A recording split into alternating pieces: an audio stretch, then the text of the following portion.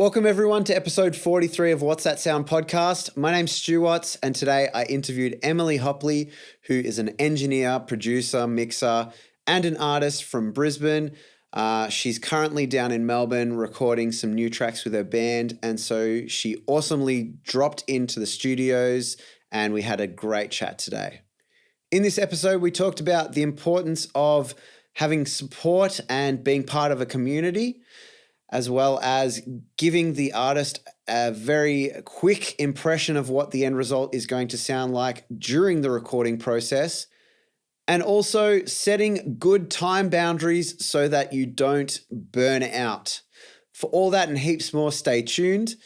As always, if you could do us a favor and share this podcast around, spread the word. We want to get this out to as many people as possible. We've got heaps of amazing guests and heaps of cool content, and we'd love for as many people to hear it as possible. So you can help by sharing it in your stories, on a post, in a DM, or in an actual conversation. If you think someone might get something out of this podcast, let them know.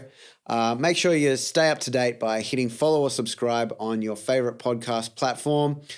That way you can stay in touch with everything that's going on around What's That Sound podcast. We've got some cool shit planned this year. I want to do live events. I want to set up a Patreon, a Discord. All that stuff's in the works. So stay tuned and stay up to date with us. If you have any suggestions, or if you think that I could do anything better, or if you have any guests that you want me to interview, you can send me an email, podcast.whatsthatsound@gmail.com. All of the links to everything that I talk about, as well as links to portfolios of myself and my guests, websites, all that sort of stuff will always be in the show notes. So you can check that out now and click to visit those links. They're all in there in the show notes. But let's stop talking and let's get into the episode. This is episode 43 of What's That Sound podcast with Emily Hopley. You're listening to What's That Sound with your host, Stu Watts.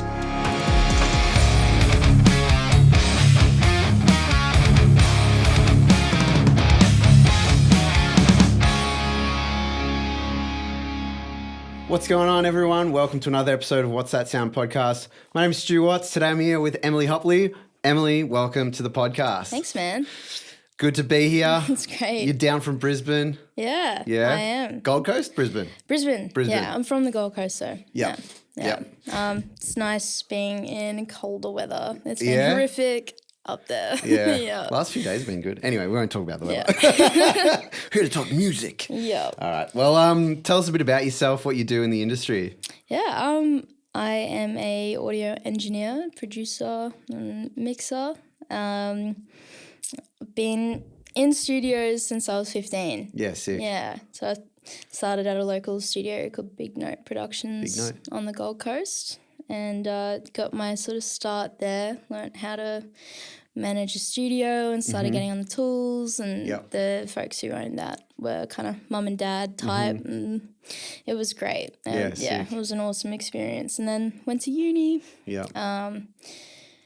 Was working out of the studios there, doing what I could, and then been interning in all sorts of different spots, and then I found myself out Airlock Studios. And so I got a job there managing the studio and helping with the label. Did that for 2 years, assisted all throughout that time, got very, very hands-on, and started taking my own sessions there.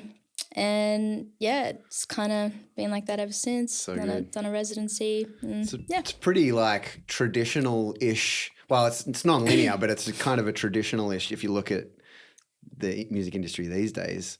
You know, you've been assisting and doing all that sort of stuff, getting to know the studios and things like that. So that's a really cool way to like learn everything. You know, like I don't think many people would have those sorts of experiences. So that's cool. Absolutely, yeah. I honestly, it blew my mind just to watch everyone's process and how different or similar it was for all sorts of genres, you know, scenarios, bands, personality types, just the soft skills even. It was so nice to watch everyone do their thing and sort of cherry pick what I liked out of everything. That's it. Well, take us back to the early days, like, of your life. Where did what music was kicking around? What did you get excited by when you were little? That sort of thing. I grew up on a lot of soul and Motown. Sweet. And sort of Oz rock, like Akadaka, In Excess, Cold Chisel, but from my mum more so a lot of soul and Motown, which apparently when I was a baby I could sing before I could talk, so which is cute. But yeah, my folks and like my family weren't really musical, but my mum and dad loved listening. And I didn't realize it at the time how much it would sort of influence what I love now as well. Yeah. But sort of moving past that a few more years into being a teenager, my cousins were really into heavy. Yeah. And I remember getting my first Paramore CD. Yeah, wicked. Yeah. But I got a sort of introduction into heavy and a wider array of genres and just loved it, ate it up. And school bands and playing in a punk sort of grunge band in my garage with my best mate. Yeah, sick. Yeah, so do you remember, like, what about that type of music, why did that stand out, do you think? Like, what about heavy music that kind of you were like, yes, like, I love this? Teenage angst, man. Just hating the world. Like, no one understands me. I don't know, just the sounds. It's sonically, I think, at the time, obviously ears were not mature at all. But there was something about heavy distorted guitars, bass, how different drums sounded compared to all of these soul and Motown records and like Aussie rock records I grew up on, and vocalists as well. Just how did they do that? It really intrigued me, and I think I also thought it was really cool because I thought my cousins were really cool at the time. So, I've got a similar origin story. My cousins were into punk rock. They would borrow all their CDs and burn them at home and stuff like that, make my own mix CDs and shit. Yeah, that was me, dude. Yeah, it's the best. So, do you remember, like, listening to, like, production type stuff at all, or did that come a lot later?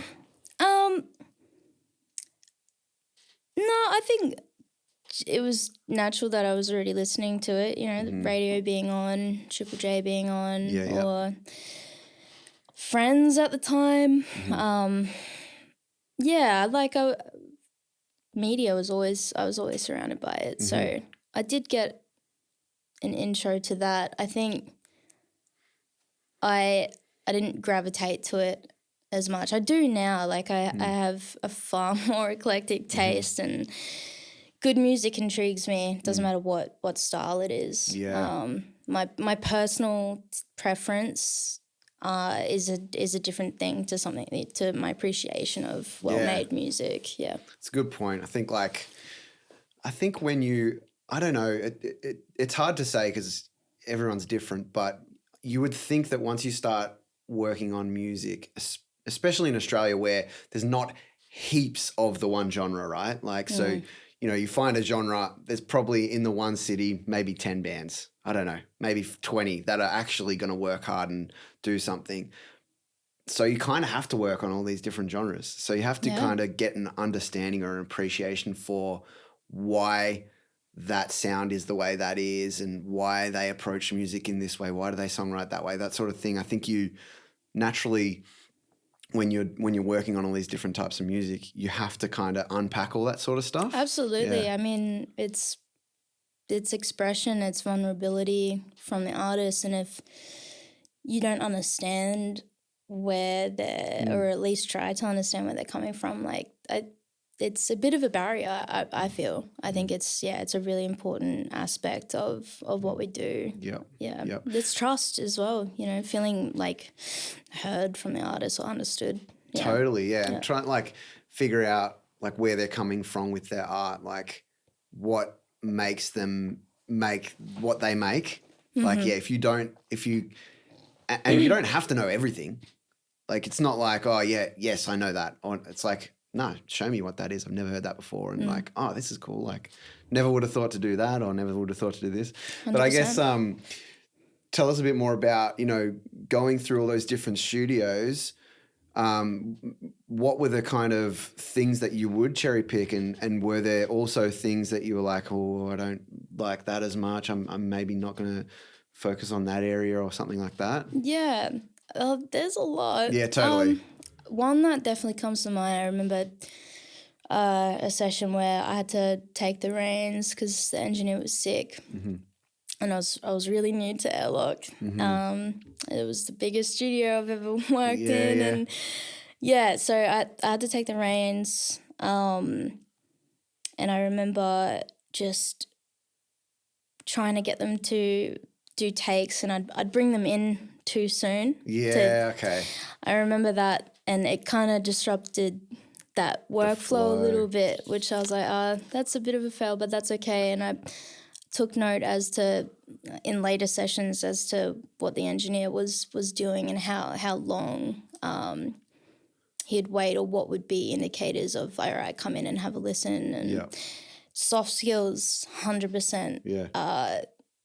I cherry-picked from everyone. Everyone has a different style. Everyone has a different personality, and some people are more dry and people like that, and some people are more gooey and affectionate, or, like buzzing. And I don't know, I feel like from watching everyone, particularly in the soft skills, I've been able to push certain parts of myself to the forefront to mirror. It's still genuine me. There's still very much parts of me, but I can kind of, to facilitate a comfortable environment for everyone, I sort of can see what someone's personality type is, and then mirror that with some part of myself to facilitate a good working relationship and communication. Yeah, 100%. So is there things that you kind of look out for, or do you kind of just are more observant and kind of take note of the different personalities and things like that? Or are there things that you kind of look for and go,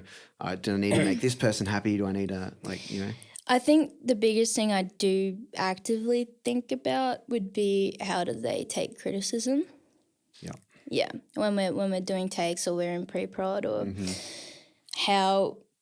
what sort of style are they in terms of that? Because, I never want to walk on someone's toes, stand on someone's toes. I always want to make people feel comfortable and have them understand, like, I'm coming from a place of, I want to get the best for all of us here. Yeah. And sometimes you got to change your tactic to make someone else feel comfortable. So that's something I definitely look out for. In our first engagements, and then first session or pre-prod. That's something I do. But everything, I guess, is more of like I just do this on the daily with people. I like to, I'm in my head always, so I can't analyze things, try not to, but it's more of a natural thing, I think, for me. Well, I think, and people aren't going to know what's going on in your head. So all you can do is just like go in the moment, right? Yeah. Like you evaluate all these things, but at the end of the day, it's like you have conversations and you bounce off people and you kind of go back and forth. And you obviously, when you're working with people for the first time, that's really hard because you don't know people. You don't know what they're thinking. You don't know what they've been through, even just in that morning. They might have had a shit drive to the studio or whatever. Could be anything. So you don't necessarily know people's personalities. So it can be difficult to unpack that. And so it's you need to have that honesty and really clear communication paths and try and understand, like we were saying before, understanding what their backgrounds are. And like, the's so much that goes into it. It's absolutely. Like, you got to pack it all in. Oh yeah. It's not just being on the tools, I think that's what makes it so exciting is that every day is kind of a new day. I think that keeps me really stimulated as well. Yeah. Not so much like a challenge, but just how's today going to pan out? Exactly. Exactly. It's interesting part of this industry. I don't think it gets talked about a lot of how important soft skills are. Yeah, 100%. So tell us about, when you are going through all the learning process of being in different studios and being around different engineers, did you have people actively like mentoring you? Or was that, there was? Like, absolutely. It wasn't just like, okay, just sit there and observe. Yeah, I was prepared for that, to just be quiet and watch. Yeah. And that was it, because that's traditionally how it is. You don't talk. You work your way up until you're trusted and respected. Yeah. But no, I was very pleasantly surprised. I think I feel so lucky that everyone that has come into my life has really been nurturing and you know, so willing to ask questions or help or just, you know, give me a leg up. You know, I'm super big about paying it forward and community. And it's been really nice that I've received that as well. And then I've now been able to give that back too. And people like Cody McWaters, Steve Kempnish, Anna Laverty, who's been on this podcast. Just Michael Stavro. You know, all have been like super welcoming and wanting to pass that knowledge on, which I felt so lucky for. It's great. I think it's funny when you're like not in it, or like you know, grow up seeing videos or DVDs or, you know, on YouTube now of the studio environment. And especially, I guess, this is why I want to focus on Australian producers and engineers, because I don't know. I haven't been in the like US like lifestyle, but it seems vastly different to what we do here. And so it is comforting, and it is like a really great thing. And I just keep getting reminded that it's not that way. You know, everyone is so willing to help, and everyone that I talk to is always having the same thing to say. Like, you know, people were actively wanting me to succeed, and like that's so comforting to me to hear that. Like I think, you know, for me, I did this quite a different way. Like, well, maybe not so much these days, because I just had my own portable setup. Like, I went to TAFE and I had mates who were learning alongside me, but for the most part, for the first 5-ish years, I was doing it myself. I was figuring it out myself. So I didn't go through that, you know, traditional, assisting route. And so it was kind of like learning by myself. So to hear that other people that have gone through those assisting, you know, like routes, to hear that people are so willing to help, it's like, it's awesome. Yeah, I do. I think so as well. You know, I kind of, very early on, I was told, you know, it's 15-year-old me in my school uniform rocking up to the studio and having those mentors of mine. Kind of, it's tough out there, and it's tough for women, and so I kind of had that in the back of my mind, like I can't let it stop me, and I got to keep gunning for it. And then I found people that just really wanted to help. I mean, there was a couple of years where I definitely had to try and put whatever money I had into gear and learn and be more efficient on Pro Tools or whatever. Totally. And and after uni, and I think it really helped me get to where I am. My mind has been blown, and it constantly is blown watching other people do their thing. I love seeing everyone's process, and Did you come up with any like roadblocks or anything that was seemingly stopping you from getting better, or was it pretty much what we've already talked about, how everyone just like kind of helping you succeed? I mean, definitely quite a few personal roadblocks. Sure. For sure. I think, you know, I really struggled with mental health. You know, I had a few things that happened in my life that pulled me out of uni and, you know, sort of kept me from doing what I'm doing now. Kind of, I always feel like I'm behind because of that. Like, you know, so I've had stuff like that happen, and, you know, I've had not so great moments, you know, in the studio as well with very small amount, but with, you know, just some people I think haven't caught up to equality yet. Yeah. So, but I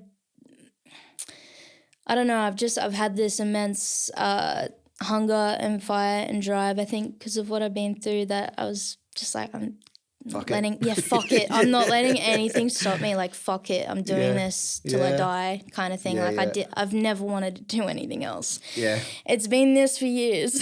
Yeah. I think it does get to a point where you can sit and dwell on stuff, and I don't know what you've been through, but everyone has their challenges that they go through mentally and things like that, and it can weigh you down and it can get you caught up, and you get bogged down in thinking about it and things like that. But like you said, when there's something that you just want badly enough, you're like, fuck, any of that stuff, I'm just going to do what I can do. And having a team around you helps. Having people that can support you, and it's really important that you have, people that you can have a sounding board and, talk things through, because going through it alone is like the opposite of like ideal. Like, absolutely. I mean, the community, you need like everyone needs support. It's like everyone needs love and acceptance, and I'm so privileged and lucky to have that. And just the best industry ever to like fall in love with. But I didn't have the ability to learn in those moments. I didn't have I just didn't have that in me. I had to focus on other things. And, once I got out, I met people that also understood, with what we do. People like Cody, Mick Waters, like, I found out I'm ADHD. Right, funny that. Yeah. And, stuff like that. Being able to talk with other people in my field and kind of share those more, personal things and not feel so alone. That is so important, I think, for us to move forward and feel like there's someone there if you fall, kind of thing. 100%. Yeah. Well, let's talk more about, where you spend your time these days. Talk us through, where your time's divided, you produce, you engineer, you play in a band. So talk us through kind of what your focuses are at the moment.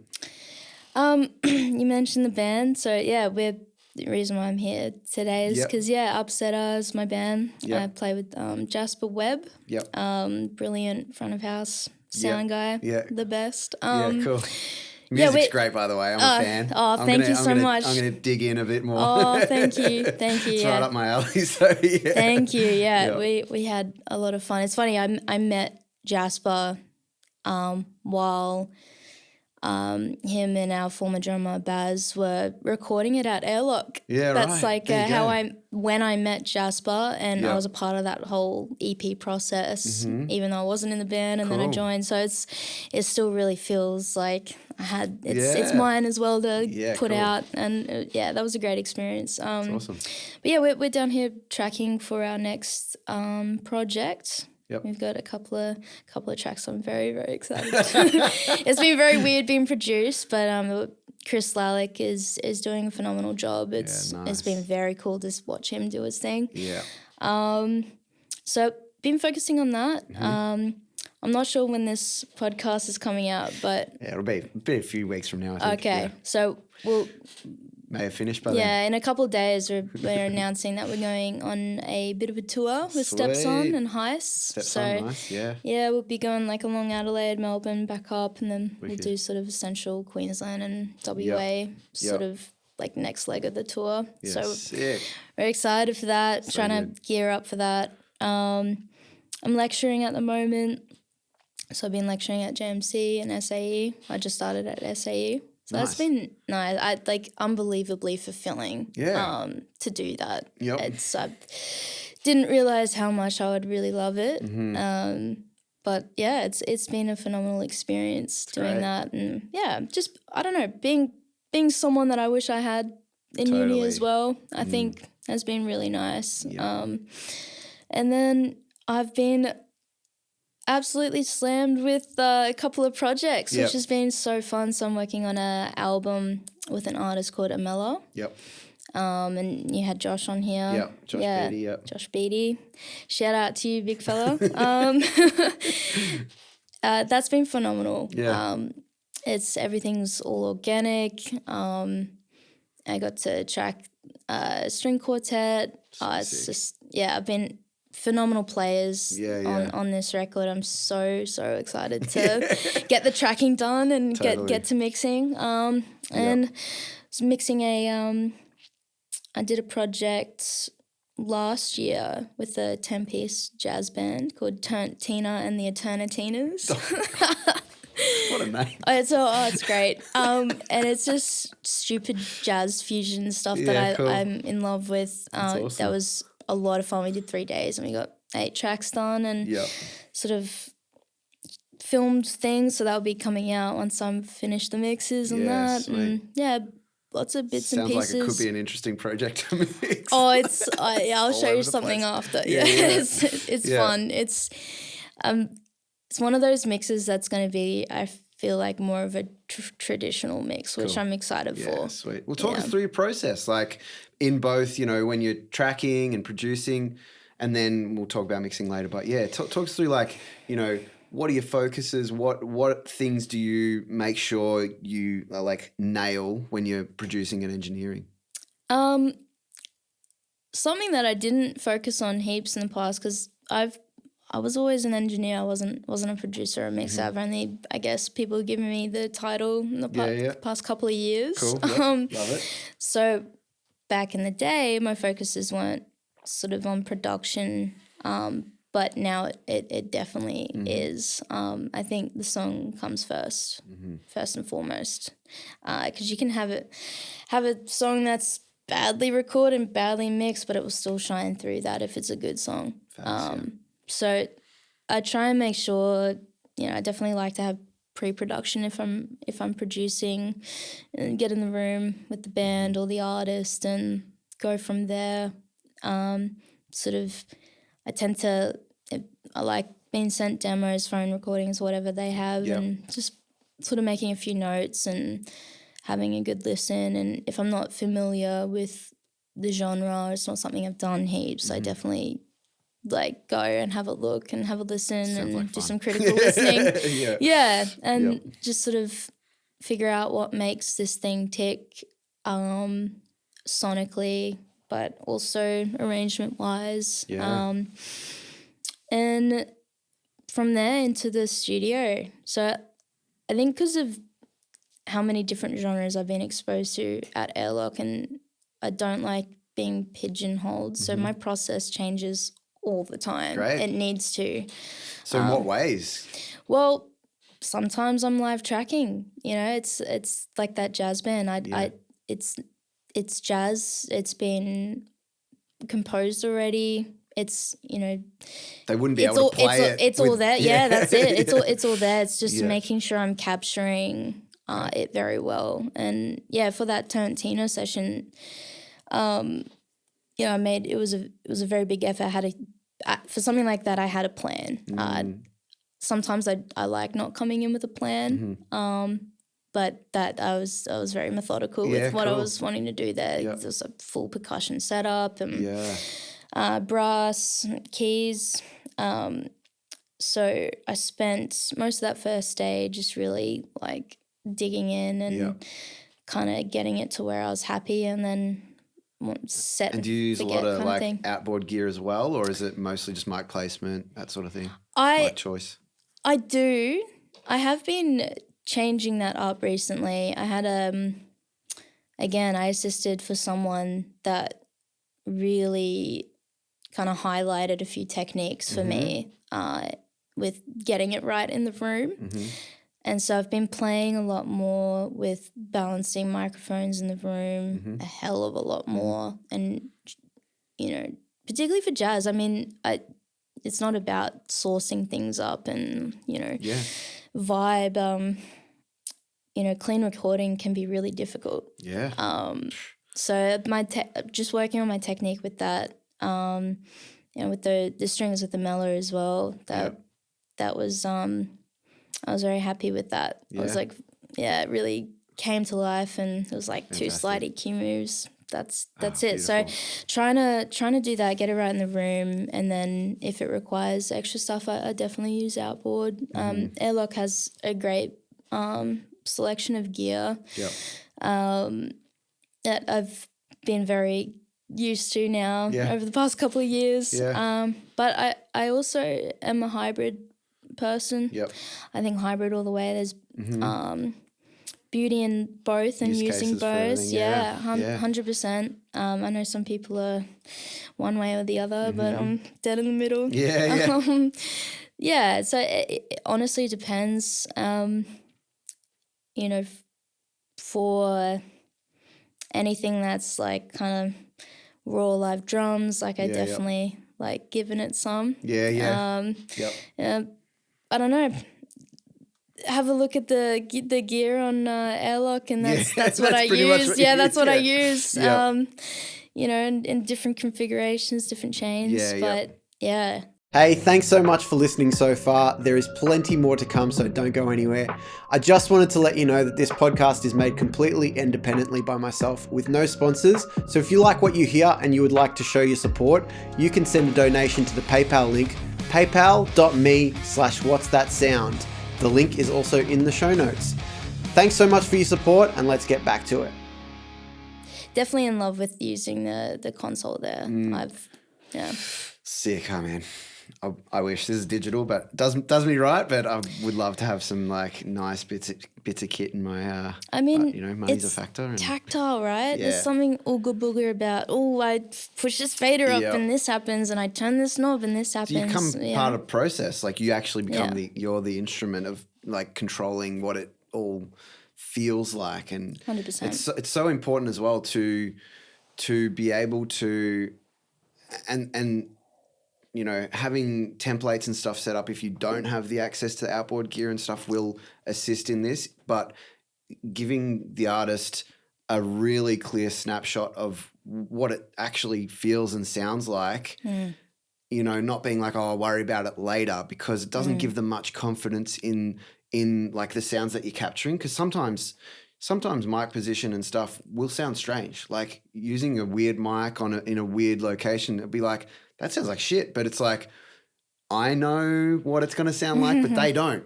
So it's really important that we are able to very quickly in the moment give them a snapshot of what it actually is probably going to sound like close to the end. So absolutely, I'm always mixing as I go. Once I've sort of set everything on the way in, I'm mixing. I'm trying to get it as close to the end result as possible. It's more inspiring and kind of feel good, I think, for the artist when they walk back in the room and they're like, yeah, that sounds sick. Like, totally. And templates. Not to lock you in a certain sound, but just the efficiency of that. And, you'll have, I don't know, I have many different templates for tracking and mixing and production. Well, you were talking about vibe before, like, and what can be a vibe killer is, taking time during the session to add I've got to find the right EQ for it, I've got to find the right compressor. It's like, no, get the sound that you know is going to be trustworthy just for the tracking session or whatever. Get it to a place, do some quick EQ moves, get you in the ballpark, just get that feeling right. And templates, what a easy way to eliminate all this time, like wasted time by just gotta add this specific one. I gotta spend a bit of time on it. Yeah. No, it's a vibe killer, and you can just really slow things down and you just see people like the energy drain out of them. For sure.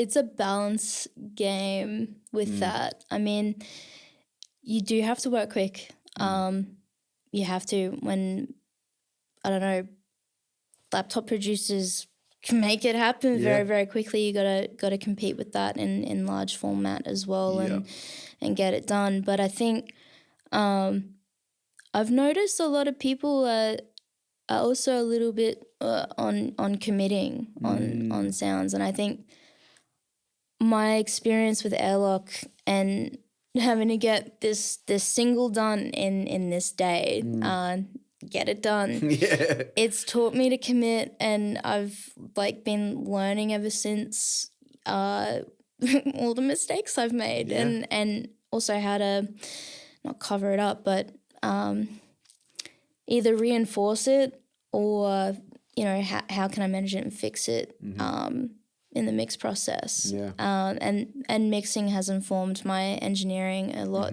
as well. I think from rinse and repeating, doing sessions that way and having it's a bit, you know, a bit of pressure for someone who's, you know, hasn't been on the tools that long, but after doing it for a while, I think it was a really good, it was a positive thing for me to be able to trust my gut, trust my ears, and trust myself as to what's needed and to get there quickly and just make that decision quickly and not faff about. You know, as much as I used to, I guess, learning, you know, you'll got to start somewhere, but when you start trusting yourself, and I noticed a difference in my efficiency when I was like, okay, I know what I'm going after, I know how to get it, this is what I'm going to do, and I can do it quickly, and, you know, I might move the mic a little bit because it really comes down to that. But it's just doing it like that has helped. Tenfold. I think you make like a couple of really good points. One is that obviously you got to start somewhere. You know, very few people have this really strong confidence when they're first doing something. It's just like, it's so rare that is naturally ingrained in people, I think. Like, so it's natural for us to second guess ourselves and be like, am I doing the right thing? It sounds good, but I don't know if it is good, you know? Like, especially in the first couple of years. Like, you're kind of like, I feel like that's all right. And you do have to get to a point, especially if you're working in a commercial space or at least just getting heaps of jobs, you got to be able to do stuff quickly. Otherwise, you're just leaving people waiting. Absolutely. There's nothing worse than a client sitting there for 2 months being like, where's the mix? Like, you just have to get stuff done. So I think the more that you do that, and like you said, committing to things and just being like, this, I'm just going to go with this. This is my mindset. I can fix it later if I need to. If it keeps pointing itself out to me, like, I will address it. Otherwise, I'm just going to keep moving. I'm going to get the guitars in the ballpark. I'm going to get that. It's kind of like constant just tweaking, like, oh, what needs my attention right now? And I think the more that you do that, the more confidence you build in being like, that is the right sound. That mic placement is right. I'm not going to sit here for half an hour and move it. Like, I will get it close. I'll take my time. I'm not going to be like, I just set it up and move away, you know. Take the time, but be confident in your quick decision making. So important. I mean, it comes down to technique, right? It's technique and knowing how this mic sounds in this particular position, and if you do have the privilege of being in a studio and being able to work there consistently, getting used to the space, getting used to the gear and how you like to use it and the technique involved, whatever you want, you know, it's important. But then also I know people who like have no fucking clue but make some incredible music, man, like incredible music. Like, it's that innocence like, as well. It's like, okay, cool. Like this is what I love about what we do. It's so fucking subjective. It's like, you know, what I hear is different to you and how you think about sound is different to me, and I love that. I love it too. Yeah. And I think that's really important to remember as both an artist and a producer or an engineer is like, you're right. Everyone hears things differently. What you think sounds good doesn't sound good to someone else. So at the end of the day, you just make those decisions. And like, technique's so important. Having that, ability to make quick decisions and being like, well, I feel like right now this sounds good, so I'm just going to go with it. And it's something that takes a lot of time to get there. But I think once you get there, that's when it feels like it all just fits into place and you're like, I got this now. Like, totally. And then something else will throw you off in a year. But you know? I mean, you look back and go, what the fuck was I thinking? I love that. I've had a couple of wins recently, and it's like that feeling is just like, it keeps you going. I don't know. Going back to sort of approach, like, kind of got me thinking. I think the way I approach technique or recording, mixing, is really about the emotional aspect of the song. Like, it's always about storytelling. We have gear, we're facilitating recording for this story, for this piece of art. I want my technique and my sound, to work with that, not against, because I'm like, this is how it's done and this is the right sound and this kick sounds fucking sick, but it's not the right kick, I think about that a lot, and particularly in mixing now. It's easy to get caught up, particularly if you're working in the box as well. Working on things, and then you step back and you're like, well, I'm so far away from like the feeling that it first gave me before I even started mixing. And I'm trying to keep that in the back of my mind, versus, oh, if I do this, technically if I pull 1.2K out here, blah, blah, blah, blah. It's like, it's cool and it's good to know, but it's, it's not what everyday listeners are going to connect with. It's the feeling of the song, it's relatability, it's seeing yourself in the mirror kind of thing, or making you want to get up and dance. That I think is really important in my approach. I'm always trying to work hard at getting that thing. I think like what I think about in relation to that is and I see a lot of trap that the videos on social media or YouTube videos that people make, it's always about these very like specific things that may apply to one scenario but won't apply to hundreds of others. And the fact that there's like infinite shit available to us. How many samples are available to us? How many plugins are available to us? You can really get stuck, and most people when they're learning get really bogged down and stuck in the, I don't know which one to choose. But I think when you've done it for that many times, it's like you just accept that there's that many choices and you pick one and you go with it. And like I was saying before, if it stands out enough to you, like this isn't the right kick, okay, go and choose another one. But don't sit there for 4 hours going through all these different kick samples or trying all these different compressor plugins. It's great to learn from that stuff, and there's always time for learning and trialing plugins and this and that. But when it comes to decision making and making choices on a mix or a production or something, go with it. And if it feels good right then, just go with. That's how I kind of. Yeah, absolutely. I mean, something I've been talking to my students about is this very thing. It's like pick one bundle, like sound toys, it's like that's the like I started off with sound toys. Pick one a plug-in bundle and then pick one virtual instrument bundle. Like and rock with that, like learn how to use it, learn how to listen to compression and what it's doing, learn how to have intent with things,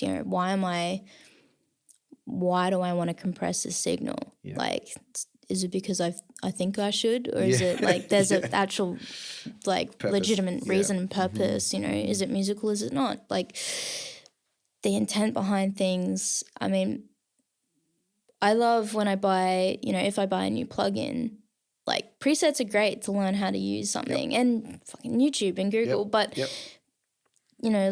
I like using presets when I've, got a new piece of kit to kind of get an idea of how it's being used. How it works, and then I go, okay, well, how do I want to use it after that? I think a lot of, which is, it's fine. It's not a negative, but I do see a lot of people kind of loading this chain that they've seen on YouTube and like preset or just copying. But it's different signal. It's a different song. It's like, there are reasons why things are classic pieces of gear, but it's how you use them. It's your use of them, and how musical do you want to be with it? What's your intent? What's your sound? Why does it fit? Does it tell the story as well? It's like super philosophical, I guess, take on it, but it's sort of true. I mean, there's no wrong or right way, I think. Yep. Yeah. And I think as well as that, like we've been saying, as soon as you start working in places, you do find that all different genres come through. It's pretty rare I'd say it's 50-50, right? 50% are always working on this one genre. The other 50% are just kind of working on, different projects, different sounds, different genres. So you just I think I've said it enough, but you just kind of have to understand those tools and how they work for you and how they can apply in those different scenarios. You kind of need to know that. So like you said, it's less about the actual chain and more about what purpose, like exactly like you said. Yeah. So that's it. Fundamentally, what does this piece of gear do? How can I use it or misuse it? Why would I want to do that? Yep. Yeah. So true. Let's dive into more of the actual business and like what we were talking about before the episode started. We were talking about our work hours and things like that, and those sorts of things can be really challenging. And so you getting to work in a bunch of different spaces. I guess I want to understand what you've seen and how you've applied it to the way that you work these days. I've seen, a lot of people work very, very hard for very, very long hours for their whole lives, which is cool. But I think a hard worker can also work the 9 to 5 and go home and actually have the mental space to wind down and become inspired again. I think I'm seeing more and more people like yourself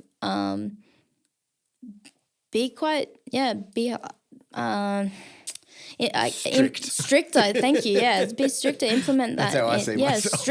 Strict on that, because why should we be doing 10 to 12 to 14 hour days, getting paid this much, and then having to come back in the next day, rinse and repeat, and then we're social people too, and as engineers, producers, it's important for us to go to gigs on the weekend and network and see people, see that, go support music, live music. Get and on then the ground, And then, you do that for the weekend. When do you have the time for yourself? And I think it's really important, and it's good to see a lot of people considering that a lot more, even though there is fear of musicians don't run on this time. But I mean, we got to also be on top of our mental health, our families, our personal lives.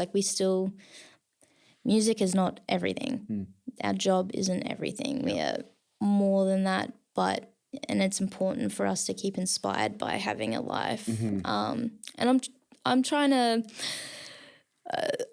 implement that too. I think it's a little bit of FOMO, if I don't do these hours, am I going to get work? But I've been trying to be stricter on myself and booking out me days and being a bit smarter with taking on clients, and I'm starting to have that bit of leeway of being able to say yes or no to things, and which has been really nice, and it's helping me heaps, staying inspired. And I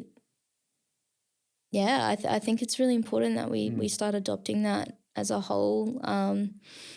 Sometimes you got to rip through something, and sometimes you just got to put get the hard yard. You got to get it done. But it's just as important to look after yourself. Absolutely. I think there's so many factors to it, and everyone's different. There are few people, but there are people that can go for 12, 14 hours in a day. And but generally I don't think many people have that sort of stamina for a long period, and you tend to see that's where burnout occurs. The thing that we love music, right? That's why we're in it. We love it so much that we just want to fill as much music into our life and gear and like plugins and like, absolutely, you know, and I have very strict work hours. I'm a 8 hour a day person, sometimes 9, you know, very rarely 10, but I set these limits because I know my limitations, right? That doesn't mean that I'm not learning and watching YouTube and, you know, playing with plugins on the weekend and stuff like that. I'm still doing those things. And I think, you know, because we love music, we're going to find ways to like squeeze every bit of juice out of music as we can. But that doesn't necessarily mean the project and the hours of work have to be that long, because there's just going to be a point where you just like taper off your energy, your ears, your ability to focus, all of those little pieces they just drop off. That's it. Yeah. You get your ear fatigue, man. Yeah. Like, and you know, you're sitting there and you're like falling half asleep. It's like, how's that actually like productive? It look? Yeah. How does it look to your clients? You know, I think I don't know. I've been listening to a lot of Andrew Shep's talks with awesome people. Legend, I think, love those podcasts. And you know, listening to all the greats back in my day, like doing like 16-hour days. I'm like, fuck, sweet, cool. Yeah, and they're coked like, off their head and just drinking and fucking whatever else. But also you're being paid. Yeah. And I think runners, assistants, interns here in Australia are not, there's not enough to go around at the moment. And so I think that culture just can't happen. Like, what if, you know, having dependents or like just feeding yourself in a cost of living crisis, like it's not accessible for everyone to do that. You know, those sort of hours like they did back in the golden age, whatever. You know, it can't be like that now. And not when we have tools that make our work more efficient either. Totally. Yeah. Yeah, you're not having to hire an engineer that's specifically going to run the tape machine and do tape edits. And that's it. Like, we don't need that stuff anymore. No. And so you don't need to have these. And from what I understand, it was like you would record, then the band would take a break, the tape engineer would do the tape edits and this and that, sometimes same person or whatever. But, you know, they would be still having breaks throughout the day. So the length of the day isn't like the length of the day if you're sitting on a computer for 12 hours straight and you're just like zonked. Like, it's such a different shift. And like, I'm glad you mentioned money, because I think we forget about that. We look at things and we go, I want to be able to do those sorts of hours because the greats did it and my heroes did it, and look where they are now. So if I emulate that, I'm going to be that too. But the landscape has changed so much, and the fact that we're in such a small market. Australia's a tiny market. There's just not that much, like you said, not much money thrown around. There's not as many labels that are doing what they do in the States or UK or whatever. So the landscape's so different. So it's impossible to compare ourselves to that. So yeah, you're kind of setting yourself out to meet this completely unrealistic goal, and that's not good for your mental health. That's it, man. I'm like, you know, I'm just fucking sick of boomers just being like, you know, calling our generation the generation of lazy people. Like, fuck off. We're not. You know, we're like, we're trying to unfuck ourselves mentally. This is the way to do it. Is to have a bit of time. Yep. Like, what's the one thing that old people say they regretted? Yep. Didn't have enough time. Didn't spend enough with their family and friends. Exactly, man. It's like, exactly. Yep. What's the point? We don't need to. We don't need to. Yep. We shouldn't. And this is, you know, why we're in the age of trying to break some cycles and better ourselves mentally and be there for our own families and, you know, for our community as well. Yeah. Yeah. And absolutely. we're very lucky. I look at it as we're very lucky to have the technology that exists these days. The fact that you and I can be doing a podcast right now, like, think about that 40 years ago when, like, people are doing jobs that they hated and this and that. So we're extremely lucky. I have to look at that every day and be grateful that I'm doing what I'm doing, you know. And it's like all of that factors in as well. But if you lose sight of the important things in your life, you are going to end up burnout. You are going to end up quitting because it's just not going to be in line with your values. Totally. And another point, I think, like, as someone who's AFAB, like, woman in the industry, like, I've always felt like mediocrity is not an option, because it is harder. There's quite a few barriers for women in audio, in technical roles, and that's just not an option. So it's like, I've got to prove myself, and I've got to work the big hours, and like sometimes you got to, I guess, pay your dues and like get your stripes, whatever the fuck that's called. But I have to like de-learn that, I have to, because I need to look after me too. But I think that's something I've experienced that was a bit confusing, of like, I feel so burnt, but like I got to keep going. I've got to keep going. And I think that the numbers don't lie. Like, if MPEG, great. We've talked about it on the podcast. If you don't know what MPEG is and you're listening to this, go sign up. If you haven't, that's silly. Fantastic. Love those guys. Anna, great job again. Yep. I'll keep saying it till the cows come home. But they shed light on, last year they did the report, the inaugural report, and the numbers don't lie. They're just like, they're so skewed towards males, and like so I can't relate to that. So, what kind of things you're talking about, you're having to push through these barriers? Is it all the stuff that we think about, like, that we all hear about, or do you have your own experiences of what that is? I think it's different for everyone. I'm going to speak for myself and just some closer friends that I've heard experiences of. I am more of an assertive person naturally, more of a masculine person naturally. I think that has really helped me not experience certain types of behavior within the studio, which I feel oddly lucky for. Not everyone is like me and is more of a masculine person or is assertive. I don't think you need to be like me to do what I do.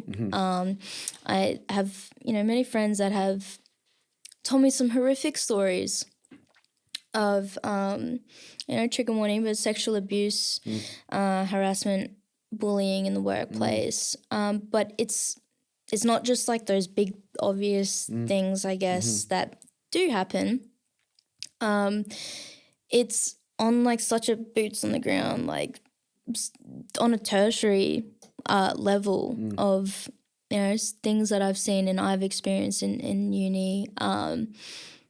Like the boys hovering over you when you're literally there to learn how to do the thing, and it's like I can't help myself. All right, let me do it. And even though that may be innocent, and because a lot of us are all divergent and we're like about our thing, when that continuously happens, like that's a barrier that isn't really identified as a barrier because no one else is experiencing or has experienced that in that way. Like the percentages of gender, are pretty balanced. So why is it when we enter the industry, it's like 3% of us? Yeah. Why? There's just a lot of barriers that I think goes over people's heads as to why it's not super accessible, or people look at it and go, I don't really want to put up with that, and sort of don't and don't enter, which is sad. Obviously massive changes, shout out to Ian Hogue, who was one of the first people that I met that were well and truly in the industry, who really cut that shit. Obviously hiring me was one of those things, but the way he will not stand up for any of that behavior, but not only that, calls it out. I've seen him call it out, and I think that's a bit more what needs to happen. It shouldn't be left to someone like myself, you know, who's a part of the cause to fight for the cause constantly, you know, or people like Anna, like, you know, we just want to fucking mix. Like, I don't want to, like, I just want to mix and record bands, guys. Like, just want to be able I just to want do to what work, you love. and I want like, other people to feel like they can do that too, Totally. like, because they can. There are it's a struggle sometimes. Yeah. You know, talking to Cody as well, it's like like anyone that's AFAB, assigned female at birth, I can talk to and understands and has stories. It's about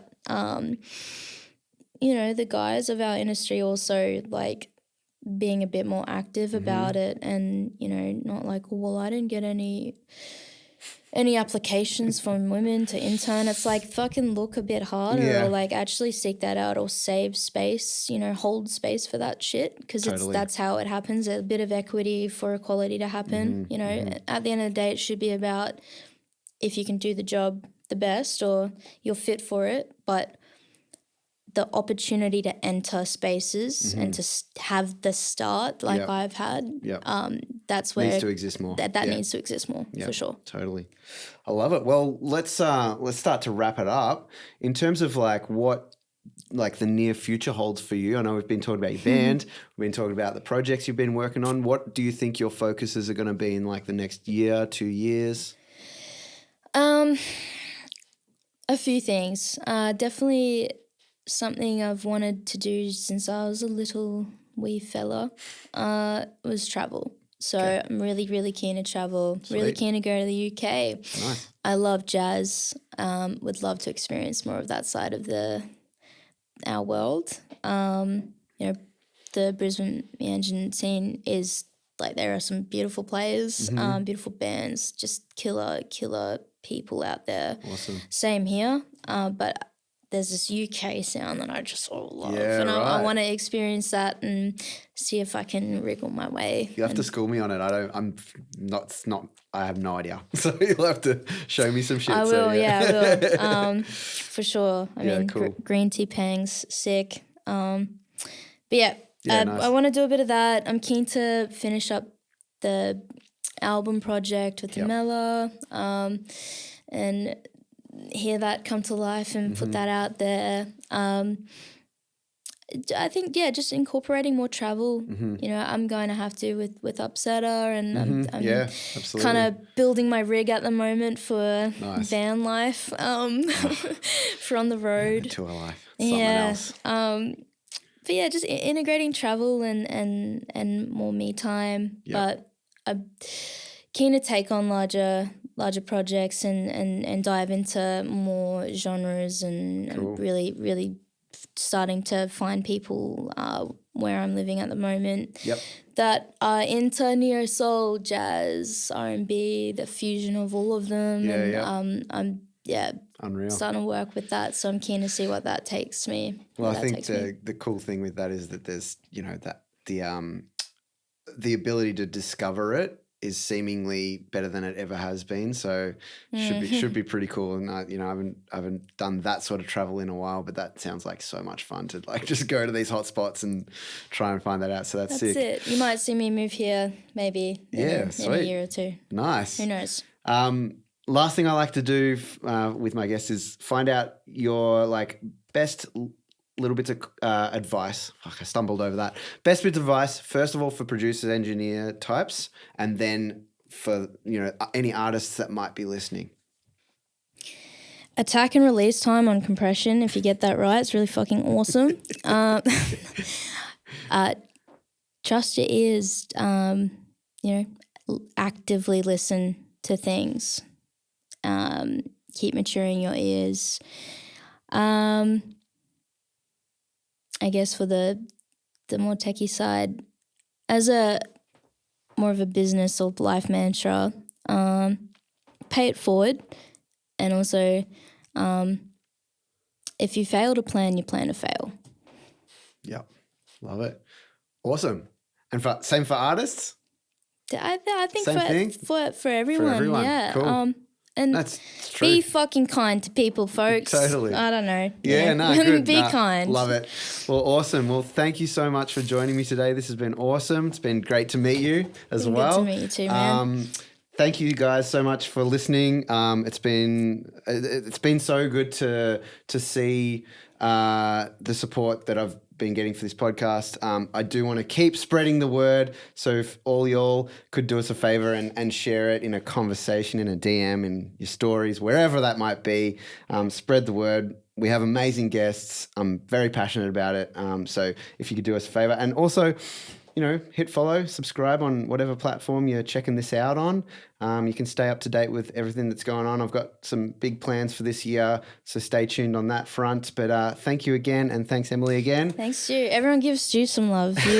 What an incredible host and cool thing that you're doing. I really appreciate you having me on. I appreciate it. Thanks so much. All right, we'll see you next time on What's That Sound? Thanks for listening to What's That Sound? Make sure you hit follow or subscribe on your podcast platform to stay up to date with each new episode. We'll catch you next time.